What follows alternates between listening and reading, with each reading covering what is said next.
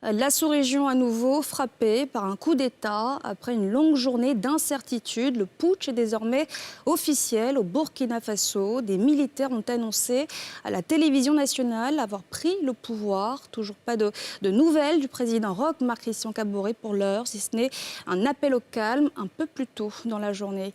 Tim et Danger. C'est désormais officiel. Roch Marc Christian Kaboré n'est plus le président de la République du Burkina Faso. Il a été renversé par des soldats mutins, entrés en scène par des tirs à l'arme lourde dans la nuit de samedi à hier, dimanche. Dans un communiqué lu à la télévision d'État, la RTB, ceux qui se sont illustrés par le crépitement des armes contre le pouvoir Roch annoncent le coup. Le MPSR porte à la connaissance de l'opinion nationale et internationale que 1. La Constitution est suspendue. 2. Le gouvernement est dissous. 3. L'Assemblée nationale est dissoute. 4. Les frontières terrestres et aériennes sont fermées pour compter du 24 janvier 2022 à 0 heure, et ce, jusqu'à nouvel ordre. Des heures avant la proclamation du putsch, le président renversé adressait un message à ceux qui lui réclament sous la pression des armes la démission. Notre nation vit des moments difficiles. Nous devons en ce moment précis sauvegarder nos acquis démocratiques. J'invite ceux qui ont pris les armes à les déposer dans l'intérêt supérieur de la nation. C'est par le dialogue et l'écoute que nous devons régler nos contradictions. Hors des frontières nationales, à Abidjan, à plus de 1000 km de Ouagadougou, la crise préoccupe la diaspora du pays des hommes intègres en Côte d'Ivoire. Des leaders des sections ivoiriennes, des partis politiques du Burkina Faso se prononcent. On ne devrait même pas avoir ça en Afrique même. On ne parle même pas notre petite sous-région de Burkina, comme Burkina Mali, comme ça. Vraiment, ça c'est déplorable à notre niveau. Les 725 milliards que le président a reçus à aider l'armée a été transmis à qui de droit. Mais ça entre eux là-bas. Sinon, ce n'est pas au niveau du président Roch. Nous voulons armée bien libre. Républicain. Quand il y a un problème sécuritaire, c'est grave. Et n'oubliez pas qu'il y a des déplacés internes, près d'1 million et quelques de déplacés internes et qui vivent du jour au jour, qui mendient, qui ont perdu leur intégrité. C'est déplorable.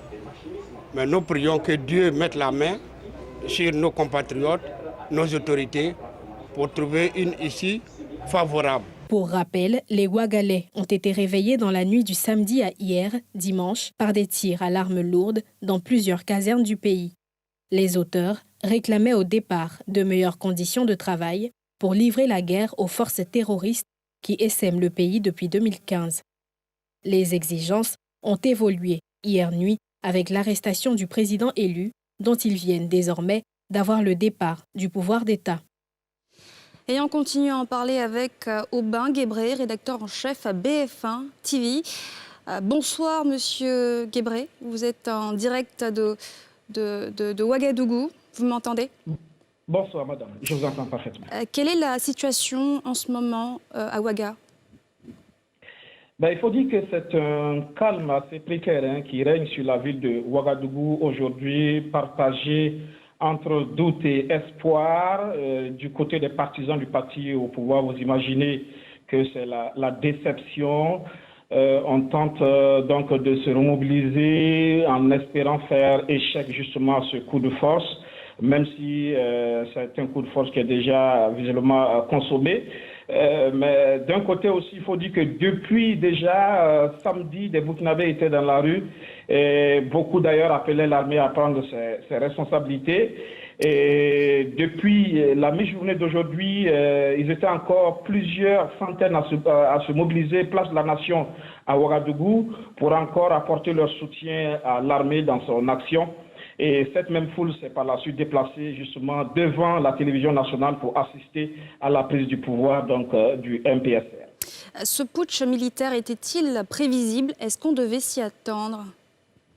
Oui, visiblement, il fallait s'y attendre parce que c'est une situation assez compliquée et qui commençait véritablement à exaspérer bon nombre de Burkinabés depuis un certain temps. Vous le savez déjà, la goutte de trop, c'était justement l'attaque d'Inata avec ses 53 gendarmes tués, avec des informations qui donnaient froid dans le dos, notamment sur la prise en charge alimentaire des soldats sur le terrain. C'est une situation qui a véritablement choqué les Burkinabés, mais aussi l'armée. Et depuis ce temps, le pouvoir a véritablement commencé à perdre toute sa crédibilité et toute sa légitimité. Et les derniers événements en date, c'est bien sûr justement les restrictions des libertés. La plupart des manifestations programmées ont toujours été donc interdites par l'autorité.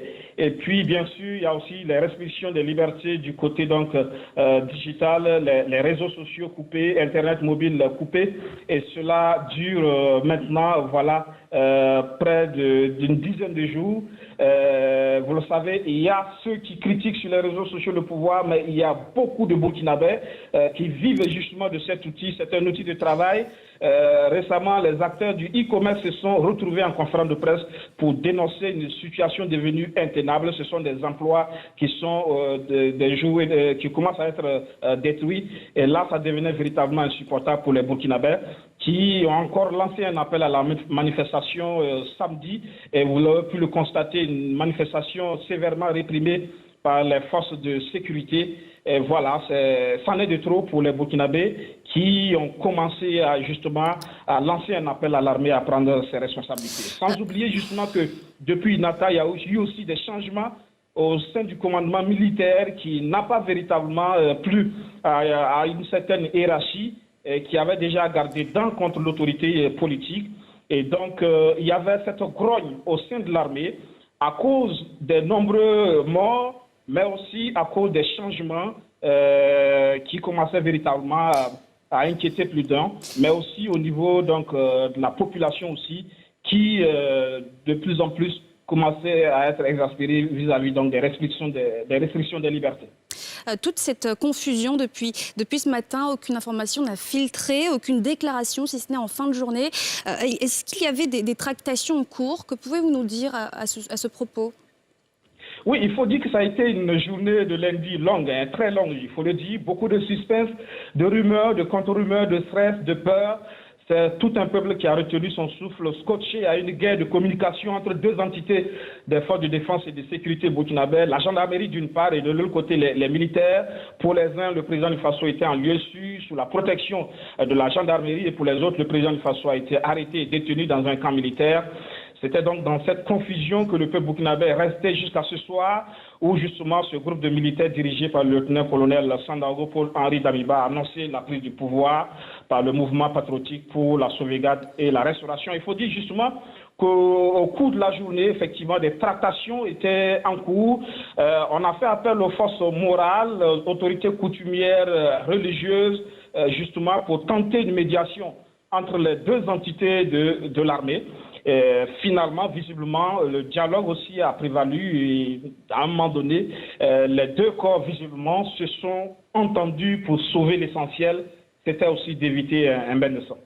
Est-ce qu'on a des nouvelles, peut-être, du président Roch Marc Christian Kaboré, autres que celles données par la junte actuellement au pouvoir? Oui, on n'en sait pas davantage. Comme je l'ai dit, la gendarmerie dit que le président est en lieu sûr, protégé par sa garde rapprochée composée de gendarmes, ce que semble démentir aussi d'autres sources du côté des militaires qui estiment que le président serait détenu dans un camp militaire. Donc, jusqu'à l'heure où on vous parle, on ne sait pas exactement où se trouve le président du Faso. Il y a aussi son parti, le Mouvement du Peuple pour le Progrès, qui est sorti dans une déclaration pour dénoncer justement une tentative de déstabilisation des institutions de la République et qui est revenu sur un certain nombre de faits. Le MPP qui parle de tentative avortée d'assassinat du président démocratiquement élu Roch Marc Christian Kaboré, d'encerclement du palais de Kossia, d'occupation de la radio-télévision, de saccage du domicile privé du chef de l'État, de tentative d'assassinat des ministres de la République, de destruction de biens publics et privés. Il faut dire que très tôt ce matin, effectivement, nos équipes ont pu faire le constat de tirs violents sur des véhicules blindés visiblement appartenant donc à la garde rapprochée du président du Faso, aux alentours de son domicile, dans un quartier populaire de la ville de Ouagadougou. Les impacts véritablement en disent long sur la violence des tirs. On a même pu constater justement ces vitres brisées, mais surtout du sang sur le siège du véhicule. Ça en dit long justement sur la violence justement des tirs. Mais jusqu'à l'heure où on vous parle, on ne sait pas exactement dans quelles conditions est détenu le président du Faso. L'ONU a condamné fermement ce coup d'État. Les États d'Afrique de l'Ouest également. À quoi devrait-on s'attendre dans les prochains jours ? Oui, c'est l'incertitude totale.